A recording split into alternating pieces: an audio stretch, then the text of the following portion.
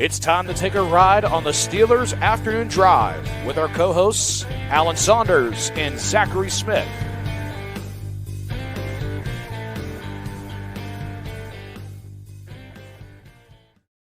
Welcome into another episode of Steelers Afternoon Drive. I'm Zachary Smith. That is Alan Saunders, not on a drive, just in his home studio. How we doing, Alan? I'm good, man. Good. I'm dry. I'm not on a drive, and I'm dry, which was not the case earlier. It is now, and good to go, man. Good to Yeah, go. I saw you left maybe somebody else out in the dust in terms of their preparedness. He was blaming you. I don't know. I take no responsibility for that. Be prepared. Be prepared. I know, because I was waiting for him to say like there was something to it. Like I don't know how it possibly could have been your fault, but the fact he didn't bring a rain jacket, that just, I mean, it's on him. I don't know, were you supposed to double check and make sure he was? I don't know. It's all about personal responsibility here at Steelers Now. I'll give this. I'll tie this into a story I'm working on for SteelersNow.com, and I'll tease it. I talked to a couple of players about the Steelers strength and conditioning staff about whether they feel comfortable about the changes that have sort of been hinted at, but not really ever outwardly spoken about from the franchise. And I'm going to talk to more players tomorrow before I write the story, but both players I talked to today, both included in what they had to say to me, that guys have to be responsible for their own bodies. I thought that was very interesting. Line of thinking. So that was like a week or two ago. Somebody asked us about if we knew of any changes that had taken place or anything like that, and I could only speak to from a couple conversations that I had with two players. Was either one of the players you're talking about, Pat? Yes.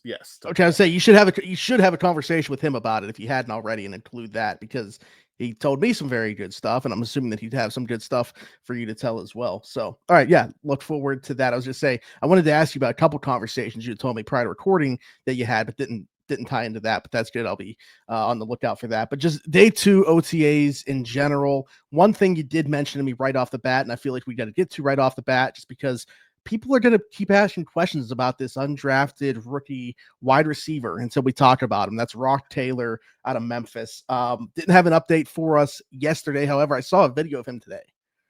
Yeah. Did actually have an update.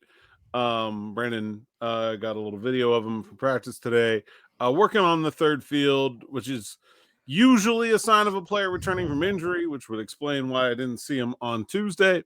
Haven't had any of that confirmed yet, and probably won't. Injury updates are not required by the league during this time of the year, and the Steelers are generally unwilling to do so, especially when you're talking about a player that far down the depth chart. They're going to be like, why do you care? But the people care. I got more questions about Rock Taylor than just about anybody else on the roster over the first 2 days of OTAs. So hoping to see him back in action soon, but assuming that is what's going on there. There you go. Yeah, people have been chomping at the bit to hear about some Rock Taylor. They really love them some Rock Taylor, and I also like Rock Taylor. So, I got no problem. I promise I'm not going to ask about this guy every day, but I am curious. No, ask about him every day. I'm not talking about with Rock Taylor. I'm talking about somebody else now. Okay, but fair. I feel like it wasn't unfair of me to ask, and I don't think that you guys talked about him negatively or anything like that, but I was curious because of the way the conversation was on yesterday's practice wrap up about Will Howard. And I was curious if you saw anything today where it's like, even just in one day, he looked a bit more comfortable in that setting. Again, I'm not going to do this every single day. There was nobody there that was comfortable today. Let me tell you that. There was there was nobody that looked good out there. Like, it was really raining, it was disgusting. And they were also doing a bunch of stuff that they don't normally do. Like, I have video up there of the defensive players doing ball security drills. I don't have any idea how to evaluate that. It doesn't matter.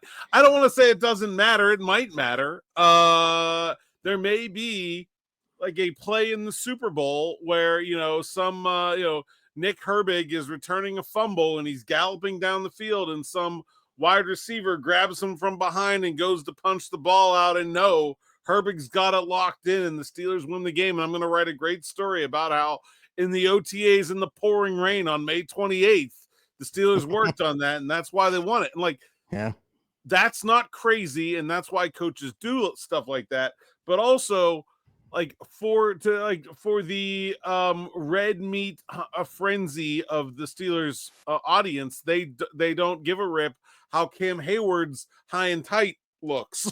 Like it's not giving the people what they want in any way, shape, or form. So I have relatively little to say about how they looked today that's going to be positive. There's a lot of highly paid NFL players looking miserable and not nearly as good as they should at football, but that's what happens when you practice in the rain on May 28th. The other video that I saw was was it 2 or 3 straight players dropping the ball? The first drop, you're like, well, that's not going to be a highlight. And then the second drop, you're like, come on, guys, I got to have something to put up here. And then the third one, you're like, well, at least it's fair to everyone now. Yeah. I'm not singling out anybody. We got a hat trick here. Yeah, it was pretty rough out there. Some guys in gloves, some guys not in gloves. I'm not sure what the plan was there, if there was a plan. It was interesting. I'll just say that. Yeah, it turns out to be, you realize the first guy drops, you're like, man, I can't use this. And then they all drop it. You're like, wait, no, now I can use it. Now I can use it. This is such a low light that this is now good. We'll peek behind the curtain here before. Look, if I'm only tweeting clips of practice of good plays, that's not being a good journalist. That's not like fairly representing what's happening at practice. But also, like, I can only tweet a minute and a half of clips every day. Yeah, right. And so if I tweet one player's bad clips, it might be a long time before I tweet a good clip of them. And so like I don't want the world's only impression of, I don't know, JJ Galbraith, a rookie tight end, undrafted free agent, to be a drop, right? And then I'm never going to tweet another video of him again as long as it was on the team. Like, that's not fair either. So I try really hard to like find a balance. It's actually quite difficult to like be fair. There's actually been times where I've like apologized to players for like, hey man, sorry, I tweeted this clip of practice today and it's not a very flattering rep for you, and I'm sorry, but like I'm trying to tell a story here and I'm trying to be fair about what's going on out there, and it can't all be sunshine and roses. And today was your day, basically, to be the one to carry the torch for the guys who were underperforming, and that sucks. And like, I try to pick and choose the way I do it. It's actually really, really difficult because like if a guy has a really good practice, but like my one clip of him is like biffing it, then like that's unfair too, even if that's more overall represents sort of the overall tenor of practice. It's for considering how little time I actually have to work with, it requires an unfortunate amount of thought and process to go into it to try to really be fair all the way around.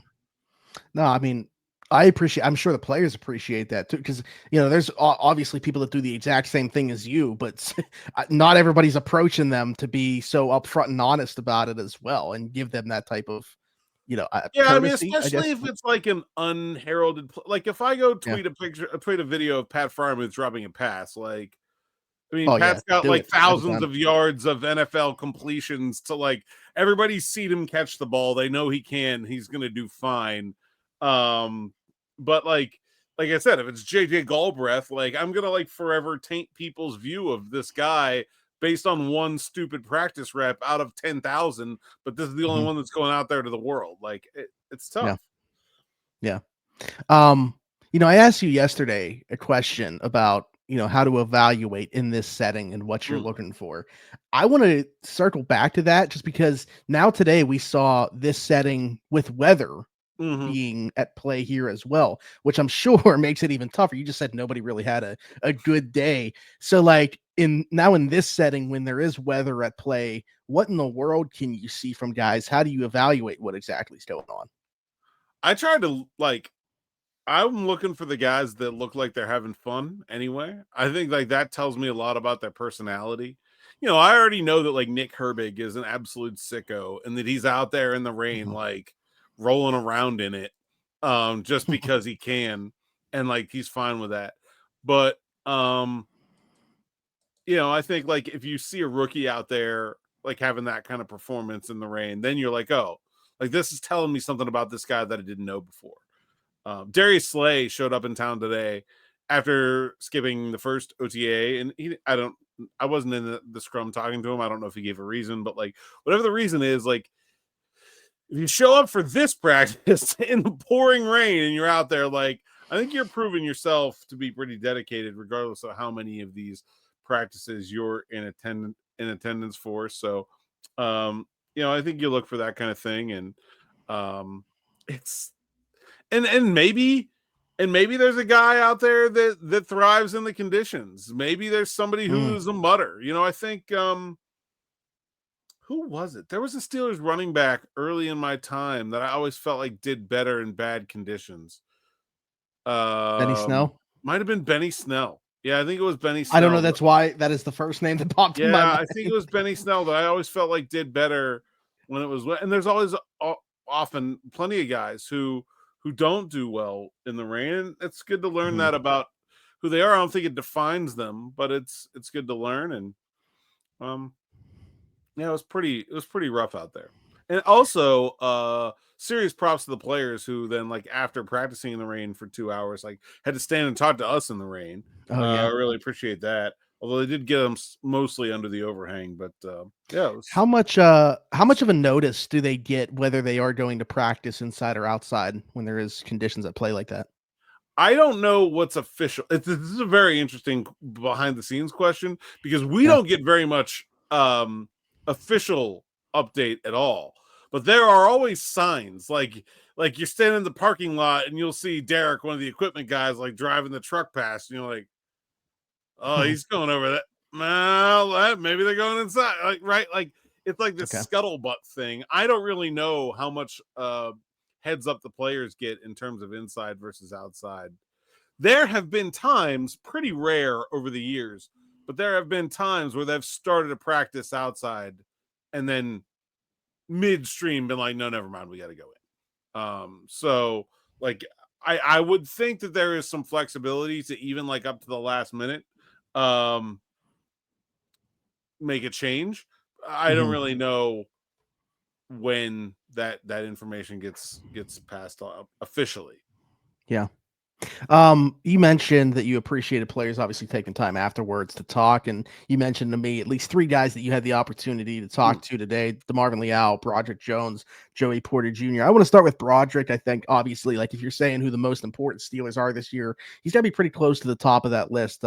We're all assuming that Aaron Rodgers is eventually going to be this team's starting quarterback, but whoever it eventually ends up being, very important job for Broderick, switching sides to then protect on that blind side. What did you hear from Broderick today? Yeah, talked about how he felt like the initial transition to right tackle was a little bit clunky. Talked about how he felt like he feels more natural on the left side. I think it's good that he feels more natural there. Feeling natural is definitely a thing. I think he will need to play better though. Like it will not work if he just feels better. And I don't think there's a lot of like generally speaking, if I was seeing a player having a hard time dealing with a positional transition, especially when you're talking about from left tackle to right tackle, like to me, the footwork would be the thing that I would feel like would be like if he was getting his footwork wrong, then I think there would be some evidence to say like, oh, him being right tackle was really what was holding him back. Like his footwork isn't the problem. He has great feet. His hand placement is the problem. His like occasional like just totally whiffing on a play or an assignment or whatever is actually the biggest problem, and that obviously has nothing to do with what's like if you get the play wrong, it doesn't matter where you are, like I just like that, know? And so I think like, but the difference is at left tackle on the quarterback's blind side, those mistakes become significantly exacerbated in terms of the impact on the team and the ability to recover from them. It's fairly easy for a quarterback who's watching his offensive lineman either screw up or get beat or whatever right in front of him to get rid of the ball or to move in the pocket or to find a way to make that play hurt less. When it's happening behind him, it's very difficult. And so for this to work, Broderick Jones is going to have to play better. He wasn't really asked about the sort of pressure that's going to come with his performance this year. A lot of people around him, and I wish I had been able to get a question in, but I wasn't. But I think there's like the Steelers are banking a lot on this working out, which is sure, and it's definitely not a sure thing. Mm-hmm. Yeah, I mean, I don't want to give him the crutch of set because he should have played better even given this. Are you hurt or are you injured? A lot of guys play hurt in the NFL, but no, he was dealing with the elbow last year. Yeah. Obviously, he also had the thumb thing, and you could tell like that punch not as impactful. And I think that's going to play a big role if that's healthy. Like that in alone, health will give him obviously a little bit of a jump from last year at the very least. Anyway, being healthy this year as opposed to last year, you're going to see an upgrade in that regardless. But yeah, there's other things that play there for why he wasn't hasn't been very good up to this point. I know that we've talked about this before, but it's so interesting to me about him feeling more comfortable on the left side and everything like that. Just because, like, if I were to watch him play and just look at what his skill set is, I would think right tackle before left tackle 10 times out of 10. Yeah, I agree. And you can, again, we've had this conversation, but like where you've played before just cannot factor into where you should play at this level. Like it just doesn't matter. Sure, Georgia is like the closest thing you can get to an NFL team in terms of college football, but like, look, there's lots and lots of guys that have moved from left tackle to left guard or to center or to right tackle or to right, like. It's not a difficult process. And I think honestly, like Broderick has never used it as an excuse, which like, to his credit. Yeah, I guess I'm more so talking about the people like around within the fan base that, everybody just harping on the fact that he hasn't been in his natural position yet. And I don't know. Like I just hate those words. Like there is no such thing. There may be a position that you're most comfortable at. There may be, but it just doesn't matter. Like you have to play well enough to earn the right to be a left tackle. And I would really, I don't feel like Broderick Jones has done that yet. He has the physical tools to do it. Certainly. And so it's just, that the natural position thing drives me up a wall. Like Troy, what's Troy Fautano's natural position then? Are we screwing him up by playing him at right tackle? No, because right tackle is easier and less important. So like it doesn't matter. Like it, I just it's a very rare player that is like somehow significantly worse at one side than the other. Most of the time. If you have two tackles, the one that pass protects better, play him on your quarterback's blind side. Like it's not that hard. So we'll see if Broderick Jones is maybe one of those rare guys that is just for whatever reason. But here, the other thing is that like I feel like Steelers fans think that like Broderick Jones was like really good at Georgia playing left tackle, and then got bad playing for the Steelers at right tackle. But that's not the case either. He's the same guy.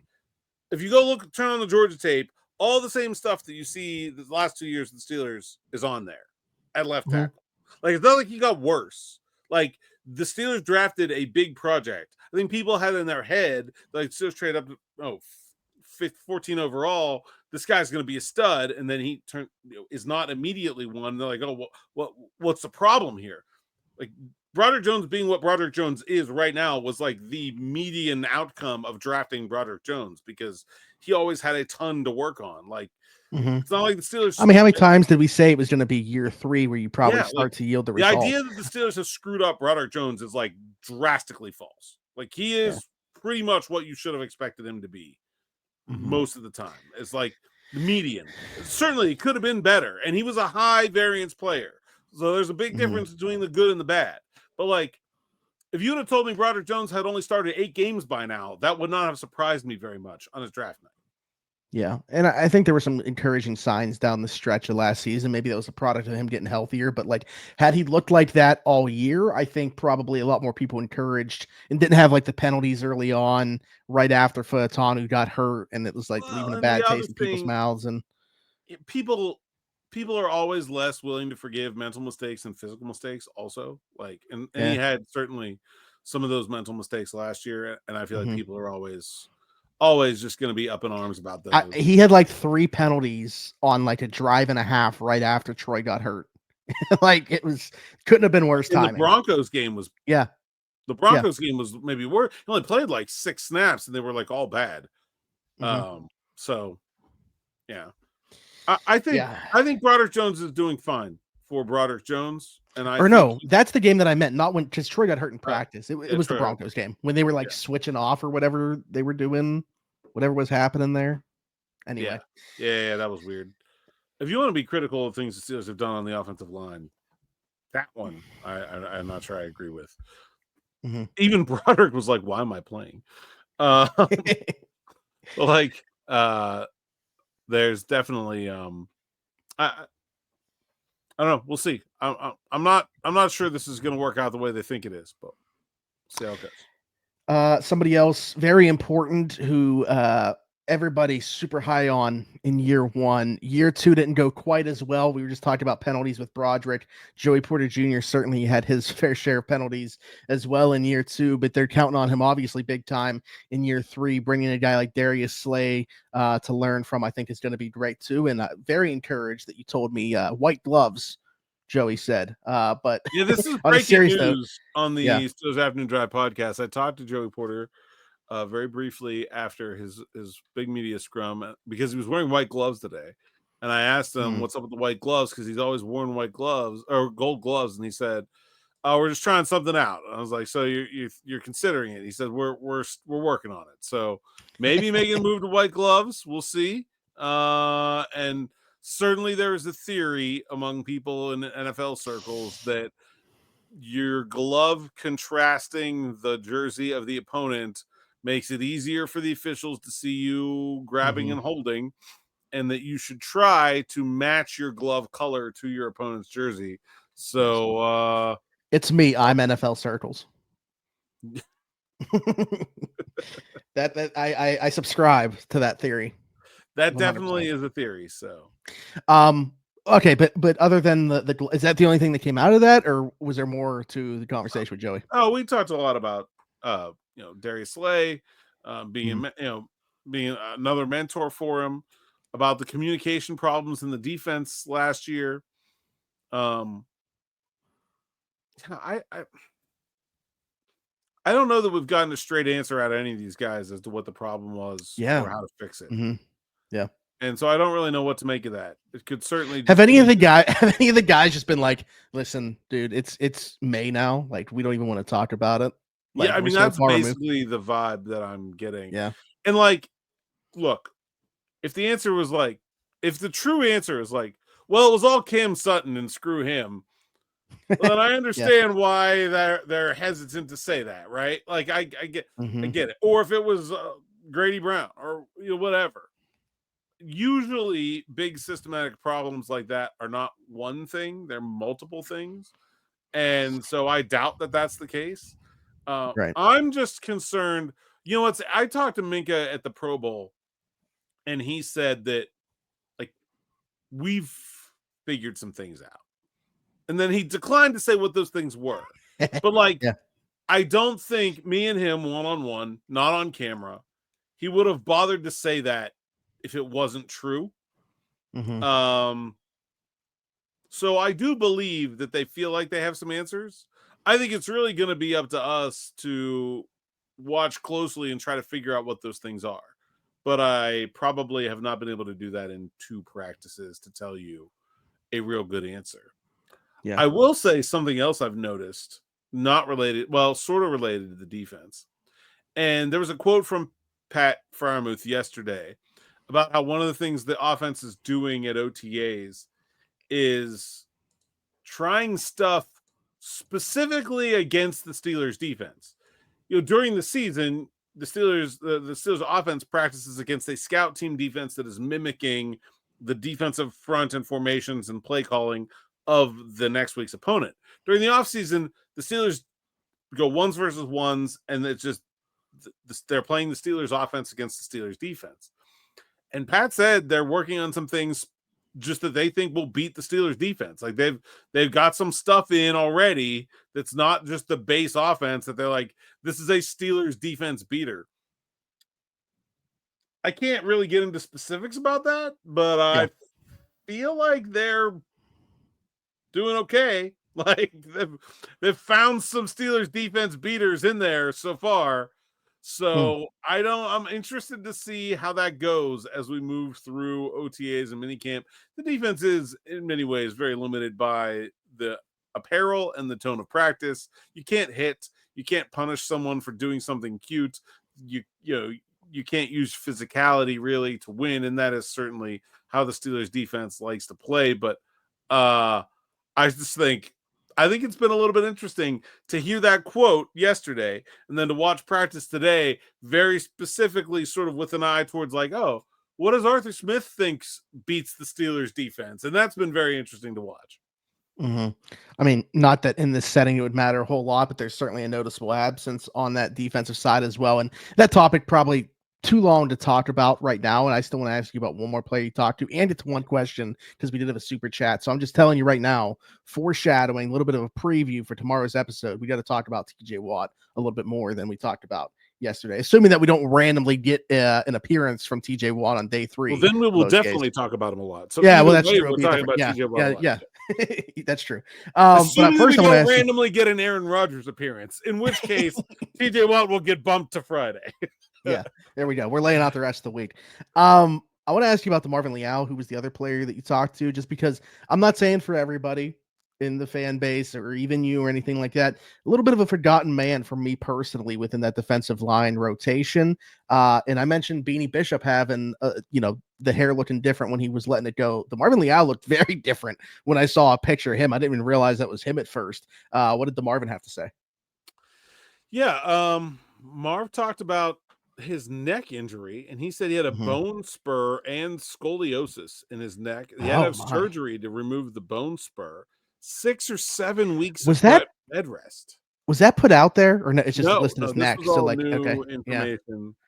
Yeah.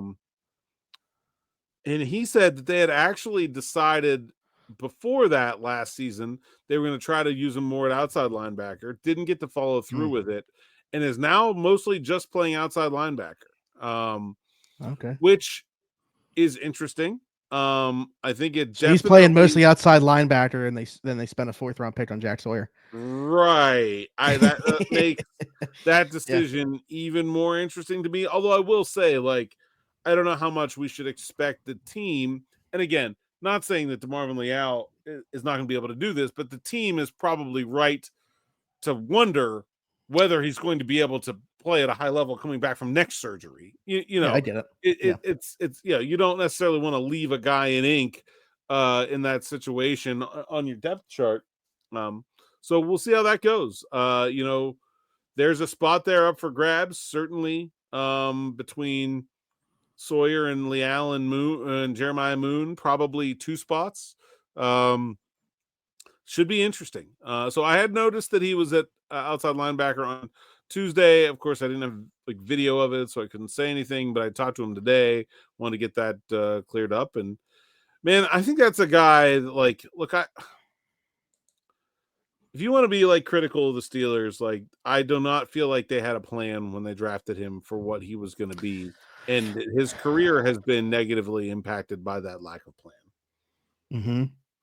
I mean, his last season in college ball certainly didn't live up to the season prior. I mean, this was a guy that was being talked about as like potential top 10 pick. That obviously that didn't end up happening. Then he goes in the 3rd round.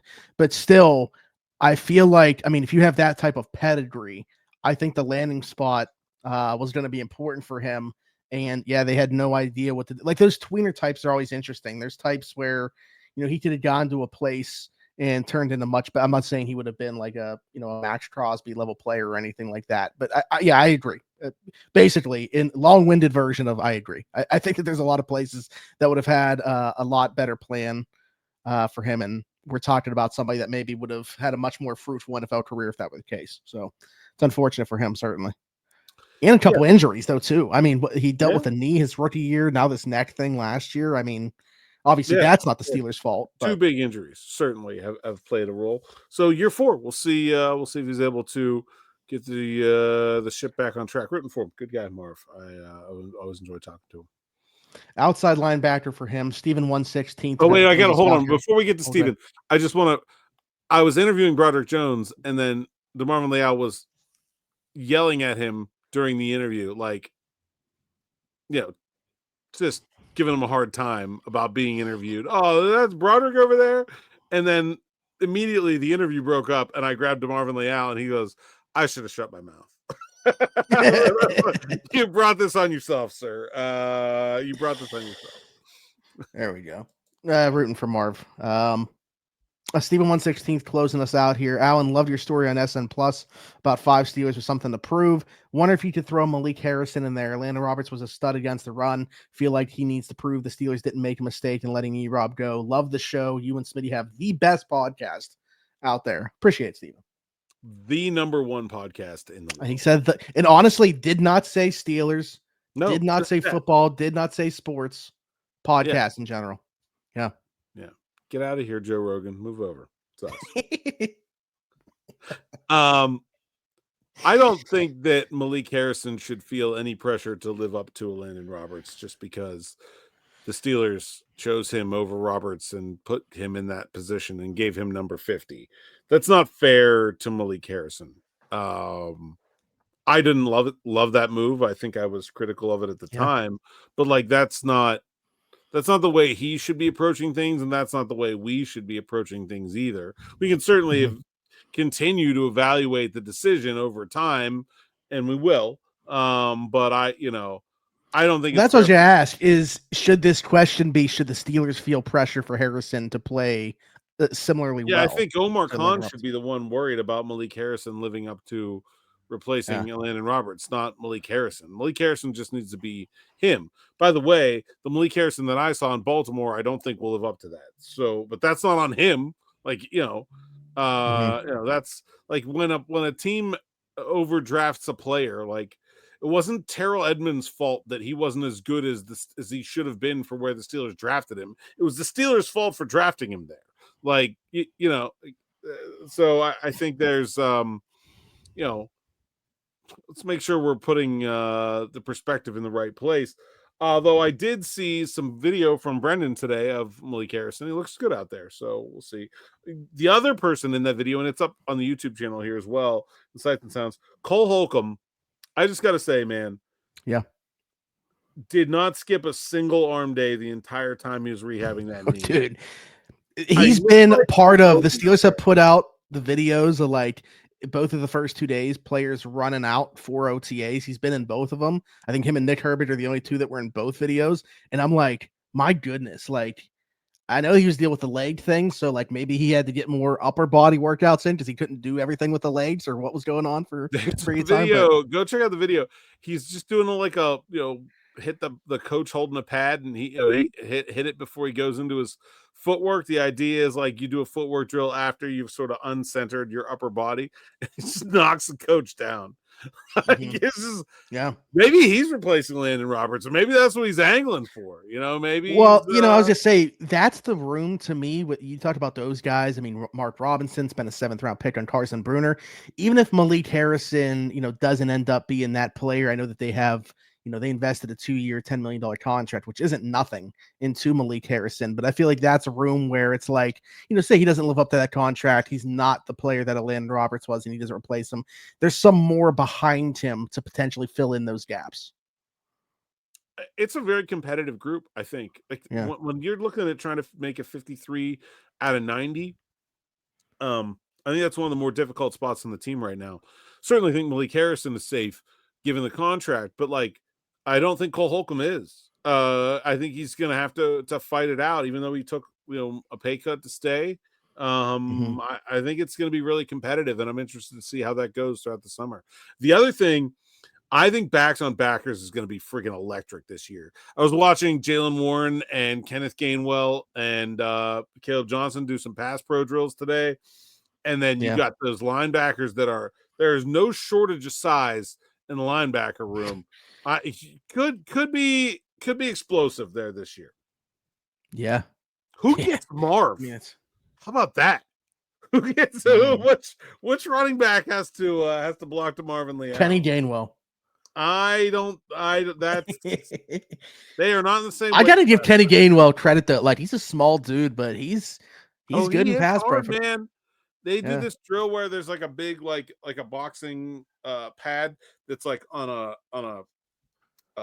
like a pulley, and so it like swings down at them, and with their two-handed punch, they got to push it back away from them. He's got to like flipped way up in the sky. He man. And like for those guys, it's like a who can, they're at the carnival, trying to see who can get it to go farthest up in the air, And so I'm interested to see when we get the backs on backers. I think it's going to be real entertaining. Yeah, that and the wide receiver DBs are always my favorite drills. So I'll be looking forward to those for sure too. But good stuff. Like we said, we're already kind of laying out what the roadmap looks like for the rest of the week, assuming, nothing takes us by surprise. But until then, Alan, tell the people they can find you. Saunders _PGH on X, Instagram, TikTok, and Blue Sky. PGH Steelers Now site's account, SteelersNow.com. Go there, read the words so I can get paid. And if you want to help our journalism at Steelers Now, sign up for SN Plus. And we are having a sale. And this is also breaking news. $12 for an entire year. Yesterday, I said Chick-fil-A was $12 for one sandwich, fry, iced tea combo. No, 1 year of SN Plus. You also get access to Pittsburgh Hockey Now and Pittsburgh Baseball Now and their subscription-only content ad-free for 1 full year, $12. So that is coming. I will double check and make sure it is live right now, but I just got that message from Dan Kikierski today. So definitely want to get that moving as best we could. And that's all I got. Okay.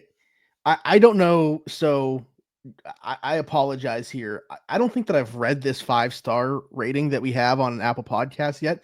This came back at the end of April, though, from Sakura Ba 06. I don't think that I've read that. Like, going through this, I'm fairly certain that I have not read this on here, but this is unbelievable. I was just reading in my head. If you were watching on YouTube and saw me start to chuckle, like this is very much going to be worth a couple of minutes. That should take me to read this, I think. Before I started listening, I was clueless, confused, hopelessly single, and estranged from my family and cat. Now, thanks to Alan and Smitty, I no longer need to count on my fingers and conform thoughts other than fire Tomlin every single time that I get upset. My family and cat love me again, and women no longer find me repulsive until I talk for 45 minutes about the glory days of Roosevelt Nix. If you enjoy living your life under the oppressive shroud of your own stupidity, overreactions, and other things like that, tune into something else. If, however, you enjoy high-level analysis, point of views from people in the building, and discussion for people with intellectual ability to fasten shoes with something other than Velcro, this might just be the show for you. I don't know how this has gotten lost in the shuffle, but that was the greatest thing. I've never had a tattoo before. I may want that one. That might be it right there. Who's that from again? I wish they had a name that was so. It's Sakuraba, like Sakuraba. So I don't know if it's Sakuraba or Sakuraba 06. All right, that's very good. In addition to Sakura is a Japanese restaurant that's by me. That's why, like, I just want to, like, that to me should be separate. I don't know if it's Sakuraba BA. I'm not sure, but they obviously watch or listen to the podcast, so you can correct me. But that's what I'm rolling with for now, and we appreciate it. You can also like, subscribe, and hit the bell for notifications here on the YouTube channel. We definitely appreciate all of you who do that. And we literally, while I was like, since the end of the podcast, the subscriber count has gone up. 15,780, 80, and I will go with This is a tough one. There's lots of good options. My here. very first Steelers jersey was Plaxico Burress, but I'm going to go with Johnny Holton. Oh, see, I was going to use Johnny Holton, and that's a good one. So I will go deep into my bag with Charles Davenport. Charles Davenport's a wide receiver. What era is that? Played in the early 90s. War number 80. I think he was like a wide receiver 4 kind of type out of NC State. So there you have it. There we go. As Alan said, like, subscribe, hit that notification bell here. Join that number as it continues to grow. The push to 16,000, 15,780. So, we hope we get this. Let's get to 16K. It's too late to say by the end of May. By the end of June, let's be up at 16K. By the end of May, celebrate that. There you go. There we go. That's 2 weeks. You can do that. I was looking for a date that we could say that works. End of minicamp. Let's be at 16K. If you're listening somewhere else, want to leave us a great review like Sakura AB there, 06. Please do so. The best review Apple, Spotify, Apple, Spotify, wherever your podcast from. Leave us a review and subscribe over there. Just search Steelers Afternoon Drive. Do the same thing on TikTok. Got back to posting over there. Posted one today. Gonna keep doing that on a regular basis. And then follow me everywhere. Zachary Smith, PGH, for Alan Saunders and myself. Thanks for jumping in. Take another ride on the Steelers Afternoon Drive.